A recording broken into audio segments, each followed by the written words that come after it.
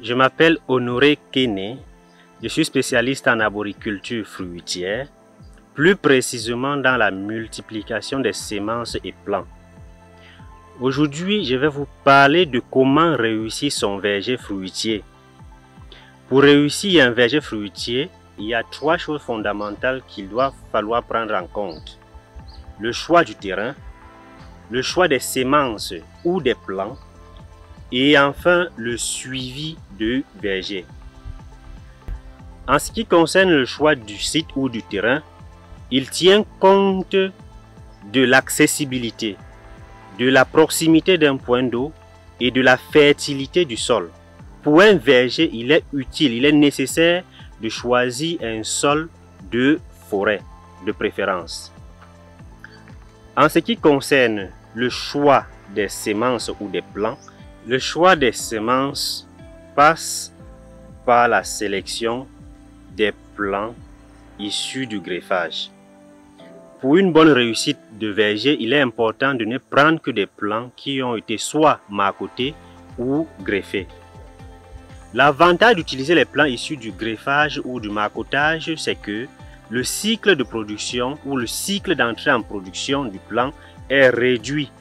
Un plant qui naturellement doit produire à 5 ans greffé, il produit plus jeune, plus tôt.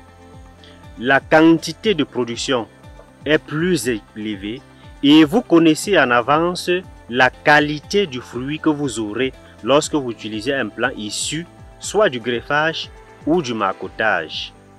Parlant du suivi du verger, il est très important pour des novices de se faire accompagner lorsqu'ils veulent réussir leur verger. Après avoir planté, il est très capital d'accorder une attention particulière sur l'entretien des plants mis au sol et de leur suivi parce qu'il va intervenir les paramètres ou les phénomènes de fertilisation du verger, d'entretien. L'herbe dans un verger normal, on ne doit pas avoir des herbes qui poussent, qui compétissent avec les plantes. On ne doit pas avoir des ravageurs ou des ennemis de culture qui viennent compétir avec les plantes.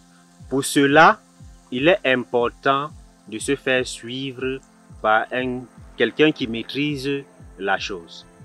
Le suivi vient accompagner les plants qui ont été mis au sol dans une bonne croissance. Il faut prendre en compte lors du suivi et de l'entretien la lutte contre les mauvaises herbes qui sont les principales ennemis des cultures. Il faut prendre en compte la fertilisation du sol. L'élément de fertilisation, le paramètre fertilisation est très important. Il y a des sols qui peuvent être riches en certains éléments et moins riches en d'autres éléments fertilisants.